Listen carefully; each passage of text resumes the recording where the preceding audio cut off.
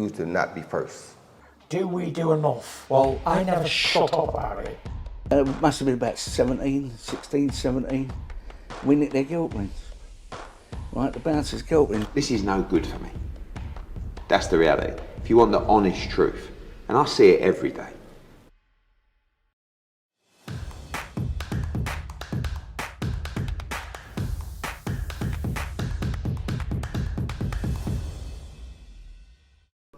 This is Joe Pugh for IFL TV. We're here in Birmingham. Eddie, how are you, mate? I'm delighted with your floppy hair. You're taking advice off the old man, aren't you? What did I say to you? Get rid of the gel, get rid of the slick back barnet, keep it a little bit fluffy, a little bit of wax or a little bit of matte paste. You'll be brand new. You look like a different man. We need to get this out on Instagram, right? This Joe Pugh versus the other Joe Pugh. You look like, honestly, your game is going to go through the roof. Ladies beware in Birmingham, we're all week. But it comes to something when someone not even 20 gets taking advice off a man in their 40s. Yeah. Mate, I'm 25 years older than you. Do you know how sick that makes me feel? Sick. And you know the weird thing is, I actually feel like I'm 2 or 3 years older than you. That's how deluded I am. You know what I mean? Well, let's get to it. Return of big-time boxing in the Midlands. Galal, another step up for him. He started with the 10 rounds, but now you're looking at big domestic fight in Tommy Frank, who's been there, done it, very experienced, and a good test for him on Saturday night. Yeah, I wanted, we tried to get Jay Harris for this fight, but, he was having a bit of a rest. But I wanted a domestic opponent that would actually really come to fight with his heart on his sleeve. Tommy Frank's going to be bringing people from Sheffield for this fight. I expect Galal to be too good for him, but, Galal's boxed at Madison Square Garden, the O2, Abu Dhabi. Important to come back to Birmingham. You've got a lot of talent here. Soldaker's to my right as well. I think he's a real dark horse of the heavyweight division. You've got a lot of our next-gen prospects coming through. Great fight for Cyrus Patterson as well. You've got Muhammad Ali, Aaron Bowen on the card, and much, much more. Ibrahim Spider, JK is man who sold 500 tickets. We've sold a lot of tickets on Saturday for a next-gen event, and I think this city is a little bit of a sleeping giant in terms of what we could do here. How many more step-ups can you go with Galal before you reach that world title? I think there's 2 more levels above where he's been fighting and Saturday night. So, I wouldn't mind him fighting Jay Harris for the European or something like that. But at the same time, you need to have that big international test. And I don't know if that's a Quadras or a Rungvisai or a Gonzalez or someone like that. Not Chocolatito, but Israel Gonzalez. And, I just think that he's 2 or 3 fights away from fighting Sonny, Bam, Julio Cesar Martinez. It's a big, big step up, but he's got the ability. We know that. He's got the pedigree.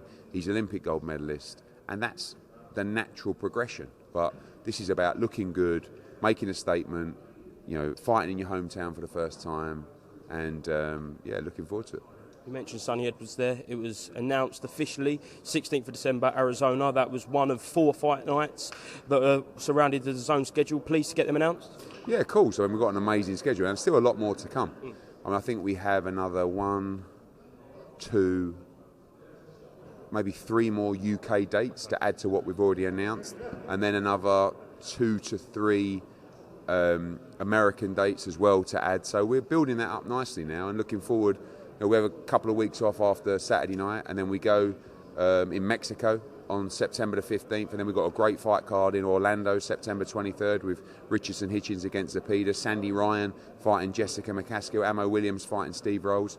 Then we will announce a show for the UK for September 30th, which we hope to announce this week. Then October 7th, we're in Sheffield for Warrington against Wood. October 15th could be Mexico. 21st, we're in Liverpool for Catrell Linares. 28th looks like a huge fight in America. November 4th, we're in Monaco. November the 11th, I think we're in Newcastle. So then we've got Bam against Sonny. Then we've got obviously Regis against Haney, hopefully to lock in as well. Balanga. So much to come. So really filling up that schedule now. There won't be many free weeks from early mid-September. That September 30th date, we spoke to Conor Benn. Is there a chance he could be in a run out that date? Possibly. We'll have to see what happens over the next couple of days. But we're looking at a World Championship fight for that card as well to headline. So we'll see, but hopefully get that announced at the weekend. I'm just seeing, literally just come up here on the Mail Sports, that Conor Benn will now reportedly face an appeal, something that you said you were expecting.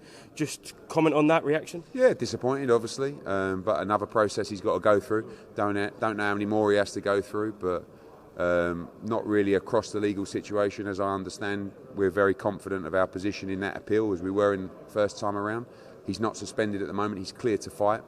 At the moment, he has an international licence already, so can fight wherever he wants, but we'll see what happens in this process and let his legal team deal with it. So can he fight in the UK whilst this appeal is ongoing? I believe so. He's not suspended. So, but really that process would be more, he has an international licence, so he could ask for permission to box, no problem, in the UK right now.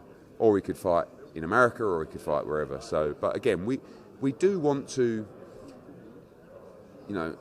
not pander to the British Boxing Board of Control, but we are doing everything they've asked us to do.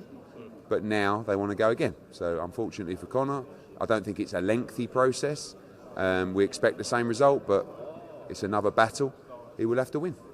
I know Coogan spoke to you yesterday about Ben Shalom's comments over Richard Riakporhe, Jai Opetaia, but away from that, he did also say comments that you're trying to hold back his company and his fighters. Like, what is that all about? It's absolutely bizarre, because when you're sending emails to my co-promoters saying don't tell Matchroom that we're contacting you and keep it confidential between ourselves, what do you think that is trying to do? Work in the spirit of the sport and work together? It's absolute bollocks. Ultimately he has to come out with some kind of excuse as to why this has happened. So you have to ask, why are you pulling your fighters out of life-changing opportunities on the days of the purse bid? You're also messing, when you say about disrupting, you don't think you're disrupting Jai Opetaia. You've asked to be mandatory with Richard Riakporhe, like you did with Fraser Clark. You got it, you left it till the day of the purse bid. A month of wasting a young man's career, well, two young men's career, but particularly all I'm worried about is our fighter in Jai Opetaia. You wasted his career, and now we have to pick up and go again. So when there's a purse bid situation, there's no time wasting. You just go to purse bid. Yeah. Unless you're scared to go to purse bid because contractually you have a bad contract and you actually can't do that. In which case, if the fighters ever signed a contract like that, they need to get a new lawyer, ASAP. But more importantly, don't worry about losing a purse bid. I lose loads. I mean, everyone always takes the piss out of us for losing purse bids. And now, I can't even get in a purse bid because someone's afraid to lose a purse bid against a company that apparently always lose purse bids. So why are you afraid to go into a purse bid with Matchroom and DAZN if we always lose purse bids, which we're already always told we do? So I'm very confused by the situation, and I feel really sorry for Richard Riakporhe, like I did for Fraser Clark, and it really affects these fighters. Their confidence, it affects their profile, and I think it's unfair. But look, it's only my personal opinion. I'm sure when you interview him, he can explain why his company sent an email after the purse bid telling Jai Opetaia, don't, keep this confidential between us, don't tell anyone, trying to make a fight after they'd pulled out the purse bid, which apparently they couldn't go in because they'd already secured another fight which actually didn't exist, and they didn't want me to give those interviews, but I feel like I can't just let you talk absolute rubbish and not respond, and they contacted me saying that please don't say any more, but I'm like, no, fuck off, you went behind our back to try and talk to my fighter after a purse bid that you said you didn't go in because you got another fight, but you actually haven't got another fight, have you? But it's just a repeat situation, carbon copy of the Fraser Clark situation. On Monday, I spoke to Frank Warren about that whole TalkSport fiasco, and I said that you would be willing to sit down at a round table like you said to me last week. He said the only reason he wanted to go on there at that time just to expose your lies. You only tell lies. About what? About Fury? Yeah, about Fury. I mean, I don't know what lies are there to be told. The biggest fight in boxing was in front of you, and you didn't make it. That's not a lie. A lot of this thing is Frank uses. Look, we're promoters. Obviously, sometimes we are.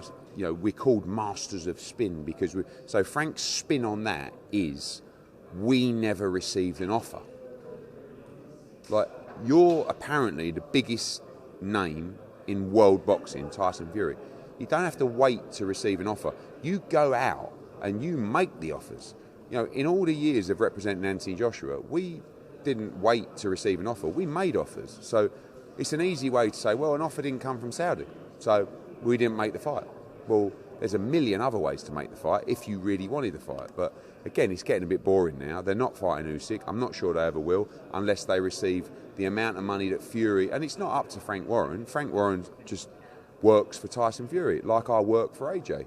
The fighters will make the decision, and if Tyson Fury doesn't get the money he thinks that fight deserves because of how difficult it is and because it is the undisputed World Heavyweight Championship, he won't take the fight. Whether Frank wants to or not. No one really brings up from the media that Frank Warren, when these contract negotiations started with Usyk, went out on TalkSport, you can play it back, and said, easy fight to make, 50-50, undisputed championship, let's get it signed. Then all of a sudden, no, no one's ever heard of Usyk. It's got to be 70-30, but, that's out there. He just said, easy fight to make, 50-50. Of course, Fury come on and went, I ain't taking 50-50 against Usyk. And then Frank's got to do his job. So I don't blame Frank, but, that's it really. Last one. I know, again, Coogan said about the Shalom Baumgardner situation. Now you've released your official statement, Matchroom have. She's released in a statement late last night. I think Dan Raphael has come out and said that what substance he believed was found in the adverse analytical finding. How frustrating is it for you that you're getting backlash for more and more positive tests when you've said yourself that you're the one paying for more tests? I had an interview yesterday and someone said to me, obviously a lot of people will point the finger at Matchroom. I said, for what? Like, if you want the sport to be a safer sport, you should be, I'm not looking for a pat on the back, but you should want as much testing as possible across as many fights as possible. That is what we are trying to implement. And it's not a competition against other promotional companies, but it's fact that we are the only promotional company investing anywhere near this level into testing to try and make the sport as clean as possible. Shalom Baumgardner, who we've represented for a long time, she had a test one side of it that she passed. She had a test a couple of days later on fight night that she passed. But still, she has to explain herself in this process. And we'll support her in doing that. And I hope that she can prove her innocence here, absolutely. But we want to make sure there is as much testing as possible. Unfortunately, this would be the same across all sports. If you ramp up the testing and intensify the percentage of fighters that are being tested on a regular basis, you will find more adverse analytical findings. It's simple. So if we didn't do any testing like other promoters, we wouldn't have any cases. But we do. And unfortunately, you go into other main events, fighters aren't being tested, etc. And we are trying, we're not perfect, but we're trying to continuously invest in testing. And there's a lot more to come as well about programs that we're trying to implement to make the sport as safe as possible. Eddie, thank you very much, and thanks for the fashion advice. Cheers, mate. Keep going. Cheers. Be first. Do we do enough? Well, I never shut up about it. It must have been about 16, 17. We nicked their guilt rings. Right, the bouncer's guilt ring. This is no good for me. That's the reality. If you want the honest truth, and I see it every day,